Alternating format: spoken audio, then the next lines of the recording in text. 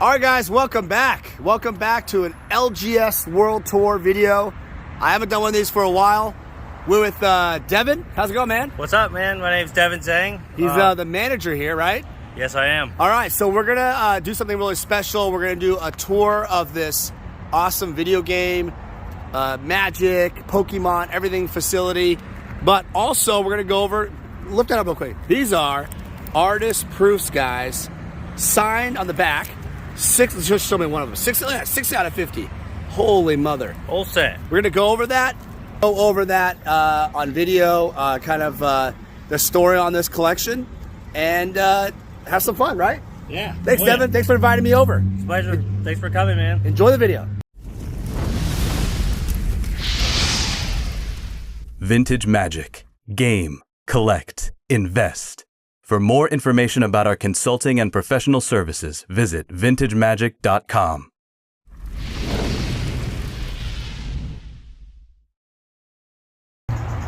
All right, guys, we're back. So Devin's going to show us around, do a tour of video games here in Tampa, Florida. Look at their hours of operation. No website, right? So we do have a website. Okay. It's got our event schedule on there right now. We're setting up for every card game that's available. Digimon, Yuglioh, Magic, Pokemon. And it's just got our hours and basic information, address, and stuff like that at the moment. But not a website for a store, that is.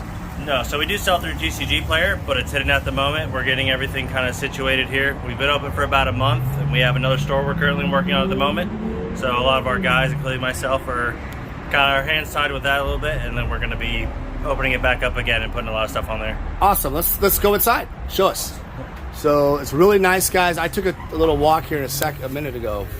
Really nice space, large, AC everywhere. You have to have that in Florida. Really clean. I like that. Very large. All right. So talk about. Why don't we start this? We'll go right all the way around, essentially. Cool. Great. Yeah. Over here we have some Sega CD stuff. Got a bunch of Sega Saturn stuff complete. Some consoles. We have continuous little deal going on. Every time you get 3 more games, you 10% off. We just run little deals like that to kind of keep people coming back for more. Always getting new stuff in. So come over here. We got Genesis. Oh wow! I love. This is what I grew up actually with Genesis. Originally, yeah. Wow. Old school. Alphabetized. Oh wow! Tons of titles for everything. Now, people, how do you get your games? They just come in, or pick them up wholesale, or you get probably 10 plus walk-ins every day. A lot of people coming in, bringing stuff in constantly. Right. So wow, Neo Geo. Dang, I love that. That was so expensive back in the day. Oh yeah. That was like that was like the alpha of. That was like the Ferrari of video games. Even still, you had to be rich to even own it. Yeah, honestly. And wow, nice even today. Do they still make games or no? No. Okay. Nope. So this ended a long time ago. Okay, let's continue. We got PlayStation stuff, right? Yep. We got PS1, PS2. Everything's alphabetized. Okay. And then in the cases here are the more heavier hitters for PS2. Got some sealed games. Right. Some complete in-box PS1 stuff. A little bit of graded stuff. I like how organized it is. Oh yeah, that's our main thing. Right. PS3 over here. Wow. And then we have guys here that go through, wipe everything off, clean everything, polish discs, bag everything in case you just want to display it. Oh. The tags will just come right off. So everything's ready to go and collectible ready. So you fit because video game collecting is a huge thing now. Right. You want to maintain that integrity. Absolutely, yeah. Because we try to cater more towards collectors. Right. But we have options for everyone, of course. I noticed that things are complete or in the box. Right. Obviously, you have stuff that are incomplete, but in general, you want to display the nice presentation. Everything is, look at this, guys. Xbox, beautifully presented. Love it. Our top dogs up top. Try to spread that out there, keep you looking. Wait. $5.99? Is that correct? So what? They actually lost the rights to college football, and 14 was the last release. What? So unsealed, it's just hard to find in general. Are you serious? A sealed ones just doesn't exist. Yeah. Wow. They're old. Rare. Okay. There you go, guys. There's a market for this stuff. It's not just $50 for the new stuff. I never got into Nintendo 64, but look at these prices, guys. Look at that. Wow. Unbelievable. And these are just rare games. Yeah. Like the Stunt Racer up here is Blockbuster exclusive. Oh, I remember that Clay Fighter guy. Yeah. Yep. Sculptor's cut. All right, here's the NES, one of my favorites. Oh, there's one of the owners, guys. John? This is the NES guy, right? Hey, John? Yep. Nice to meet you, man. You as well. John, thanks for inviting us. We're just taking a look at the tour. Do you have anything to add? We're just going to keep walking. There's panty. Well, this is definitely. Oh, this is it. This is the thing you should stop on. So this would be what my heart and soul is, been NES. I have a personal collection of, I'm about 30 shy of the full set. This is one that I technically. Oh my God, this is it. That's Holy mother. That is This is less than okay. So 200. tell the folks what this was. So this was released originally by Bandai as this.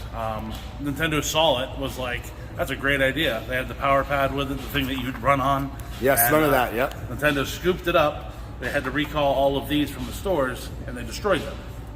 And then they rebranded it as Track and Field. Right, track and field. Or World Class Track and Right. Field. And so So what was the problem with it? there wasn't a problem. They just thought it was a brilliant idea, and they wanted their name on it. Oh, they had to repackage it and That's it, yeah. And so they ended up getting rid of all So of originally them. it was Family Fitness, Stayed and in then events, and yeah. then what we know today is track and field. Yep, with a World Class Track. Yep. How many of those in the world do you think there are? Like ballpark? Maybe 100. Maybe 100. Maybe 100. Wow, that is. Yeah, and they're generally all in people's personal collection. We are lucky to have a gentleman locally who happened to stumble upon it back in Oh, the here it is. Wow. Yeah, even And the then- manual. And how much is this one? Do you think? What'd you sell for? There's only been maybe 12 recorded sellings of it. Of Okay. Actual it selling. We're thinking somewhere between $30,000 and $40,000. $30,000 or $40,000. That's like a Power 9, guys. Does the game work? Yeah, of course. 34. Wow. Lotus of I'm obviously unaware of it. Notice of It's the Black Lotus of. Oh. Well, I gotta get a picture. All right. Wow. at this point. They're never going to make these again, and these are it. So, Right here. like all video games that are older, they're just getting the licensing and the ability to actually recreate them, as it were, is just impossible. Fire and ice. Wow. Yep. Wow. A lot of really cool gems in here. These are games I've never even heard of. That's kind of the idea. That's a lot of the reserve list cards that you would never hear of either. All right, let's continue on. So we have the more selection. We got this, graded ones. You guys do graded stuff. Yeah, that was more of a test run. We were kind of, checking the market out, and Wada's been in kind of some hot water lately I did hear about that. about buying their own stuff. So we just kind of have them as display. You focus not graded. But you could get these these are sealed, some of them, right? No, the sealed ones we generally hold on to, and then we'll get them graded just like that. Okay. I got You have a few sealed copies. yeah. There's a few sealed ones on What there. the heck is that? Wii TV? That's a Wii U. I never heard of that. That's what was in between the Wii and the Switch. Gotcha. So it didn't go over super well. It only sold like 30 million units. Right. And then the Switch came out, and it's probably going to be the greatest selling console of all time. Yeah, oh my God, my kids love Switch. I mean, it's just the It's ridiculous. It's the best, most versatile console Right. Nintendo's ever created. By far. For sure. For sure. Yep. They just decided to put all their handheld and console vision together, and that's what they got. Wonderful. All right, so let's go on this side. We have a little snack bar here. For sure. Yeah, I got a contractor here currently. We're talking about putting in a kind of a full kitchen, and we're going to have, pizzas and pretzels and stuff like that. Oh, great idea. We got a big USF crowd. We had close to 80 people here for Dominaria. Do you guys actually have video games like where they can sit there and rent machines for? No, we typically. You know how I'm talking about? Yeah. We would rather have you buy the stuff than to play. But it. people charge per hour, so you get people in here to try different games. Yeah, we've Ever tried thought the about that? model. We've tried the model Calculated before. Why it's not that great of an idea. Yeah, it's not a terrible. It sounds good, but it Sounds good on paper. Looks good. okay. There are lounges that if we were selling alcohol and stuff like that, that's where that would really work. That makes sense. All right, so we got the board game section. We've got pretty much everything that the company Asmodee kind of has. We kind of work with them pretty closely, try to have a good selection of D&D stuff as well. We've only been open for a month, so we're Dice? getting our footing under getting certain events going. But yeah, we've got pretty much every selection of dice that you could want. That was kind of Okay. build out. The literature. That's cool. Got the best board game of all time right here. Really? Gloomhaven? Oh yeah. Haven't played it. That looks cool. It's, Is it the best, guys? Comment below. Yeah, for sure. All I right. had a Kickstarter for a sequel of that that within like its first 12 hours raised like $8 million. Oh my God, Yeah. that's amazing. I'll check it out. All right, guys. So here we are, the section we all been waiting for, the Magic cards. Let's take a look. So I went through this earlier, but they have a wide range of all the formats. Devin, you want to say anything about this? So we have everything organized by color, artifact, land, etc. We kind of keep it a little bit mixed in so people spend time looking at everything. It kind of gives them more of a range of what to look for because they missed something. We don't want to put everything good right up front and then look at the rest. So we kind of spread it out and make it fun for browsing. And you might read a card looking for something else that you didn't know was Fetch good. lands. We got revised dual lands. Nice. Do you guys have any like older stuff? Alpha, beta stuff? I see some revised 4th edition. I'm actually a collector of beta myself. Okay. And so anything beta that comes in, I kind of scoop up. He's collecting for yourself. Yeah, I'm trying to go for the full set of beta like a crazy man. Right. It doesn't come in very often though. I notice over the years, less and less it comes in. Most of the time it's newer sets. We'll occasionally get a commander player who will offload some revised duels. Right. That's about the extent of that. We'll get occasional judge promo, revised duel, Yeah. maybe some unlimited stuff if they just want it for commander and they want the cheapest copy. So for old, 93, 94 era stuff. You got mystical unless somebody tutor there. pulls the legends out of here, that's probably going to be the extent of that.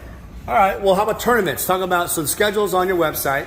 What do you guys run typically? So we run EDH every Yep. Friday, pretty much every day. You can just come in and play. Yep. We do CEDH pods if people are willing. We have up to 4 pods. And then we do seal tournaments, draft tournaments. We play Digimon on Saturdays. And we Okay. get a pretty big crowd of Digimon players. It's just, this area is kind of more catered towards other card games, more anime-esque card games, Yuglioh, Digimon, etc. We don't have Yuglioh going yet. We're trying to get all the players in, and we're willing to do it. We got days for it, so. So this, what's the most amount of people you've ever had come here play Magic? 80, probably about 80, Yeah, 80 to 90. It's a pretty big space, guys. It's not small. That's for a Domin area. It's on sealed F and M event. Yep. sealed. Okay. All right, guys, and we got Yuglioh cards. Your favorite cards? That's what Magic cards kind of look like these days. Kind of Yuglioh-ish sometimes. And you like Yuglioh? I do. I know. I know. That's the And first then card. this is very controversial. Everybody, all these crossover things, right? These Dungeons and Dragons.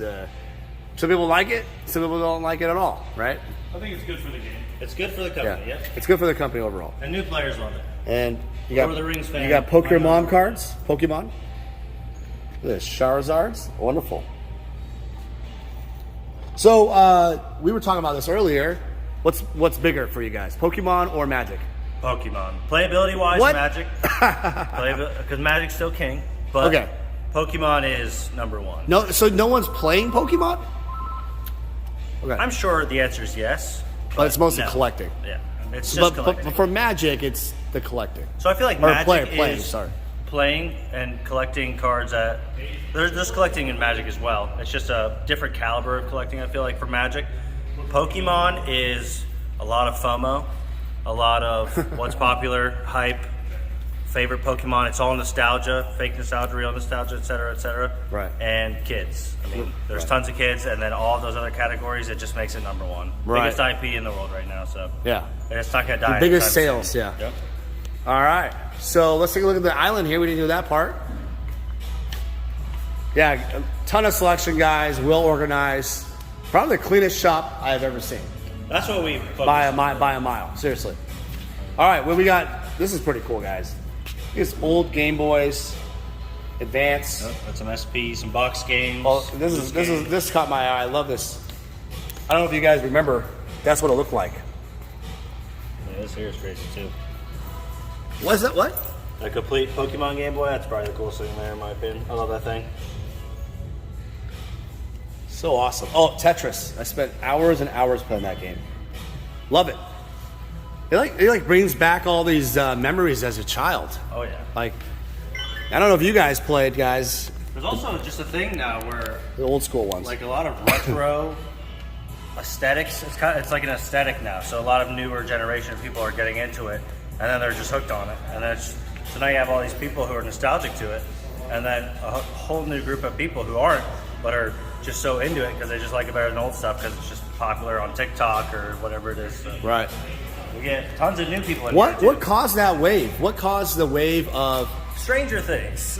Oh. More than likely. I, mean, I there's a haven't lot of watched that reasons, series, but some people are just old heads, you know. Yeah. Newer kids just gravitate more towards the retro stuff. It's like an aesthetic to them, it's cool, and then they end up loving it, and then that's just what they do. Yeah. And they don't focus on, Like the Angry Video Game Nerd. Yep. And Oh, right. Yeah. all the big YouTube pop was part of the reason this even is kind of the way it is. Right. And then COVID definitely made everybody stay at home. So Are the supply chains opening up back with the COVID for you guys? I mean, there is no supply. Like we find this stuff. It's not really Okay. something. Yeah. Oh, I'm talking about the new stuff. You guys have new stuff too, right? Yeah, I'm not really. We let GameStop, Best Buy, Target do all the kind of new stuff. There's not really a lot of money to be made. Got it. As far as the small You guys are the only retro. For more, retro, and then we do carry the new stuff, but only when it comes in untrade or we outsource it. Got it. It's not really something that we strive to have. Like on day one, the new this comes out. Right. GameStop and Best Buy, Walmart sells everything $10 less. Yeah. Than everybody else. I mean, you're not going to be able to keep up. Makes sense. So we'll keep up with Magic. We'll keep up with Right. modern accessories and all that kind of thing too. But for the most part, newer things are just kind of not where the we the do get bread it. and It's just butter kind of is. just like a month period to where we'll get something like whenever a new game comes out for Switch, we will get the game. It's not going to get traded in. So, but eventually within a month, maybe somebody will buy an extra copy or something, or they'll just play it. They don't like it, they beat it. They don't like it. They want to get something old. Okay. So we do get a lot of newer titles. It's just we don't get them when they're out. All right, so we're gonna kind of wrap up the video. So, what is it about the store you want to share with everybody? Any other message you want to share? Really, the community. I think what we're really focusing on now is just trying to build our community. We want people in here every day, just hanging out, just being here, being a part of the community. Not buying. You don't have to buy anything. Don't feel, but we just like having. It's empty in here right now, right? Right. We don't want that. We want someone to talk to. We want people in here hanging out, enjoying the music, looking at things, playing with their friends, hanging out, etc. That's what this is all about. So Right. We're trying This to is kind of a bring weird back period. This nostalgia is to people. what is it like Thursday on a 2 p.m. Yeah. So we, usually it's 7 o'clock or later. A lot of people are coming here and playing Magic, etc., etc. But it's just really bringing nostalgia back to people. Yeah. No, I like that. Keeping it old school. It's a great message. Yeah. All right, guys, we're now going to look at those beta artist proofs signed by Christopher Rush. It's a complete set minus the Black Lotus. I got some interesting tales to tell you, and we have an awesome thing going on. We've been tasked to sell these for the M&M group here, the video games here in Tampa, Florida. If you're interested in purchasing any of them, enjoy the video coming up. I think we're probably going to separate the video because it's just gone so long. But if you guys are interested in purchasing them, I am going to broker and help facilitate that. So please comment or go to the website, vintagemagic.com, contact us. I can help arrange a deal for you guys. All right, guys, thanks for watching this LGS World Tour. Kevin, thank you so much, buddy. You've been awesome. John, thanks, buddy. Look at this, guys. I love this place. All right, great. Let's walk out like I always do, like this, slide like this. How do I do this? The door's a little bit. The door has we're fixing the door. Yeah, we're fixing it. Here you go. All right, guys, thanks again for watching. I'm here in Tampa doing some business. Play some Magic with my friend Tavis, Charles.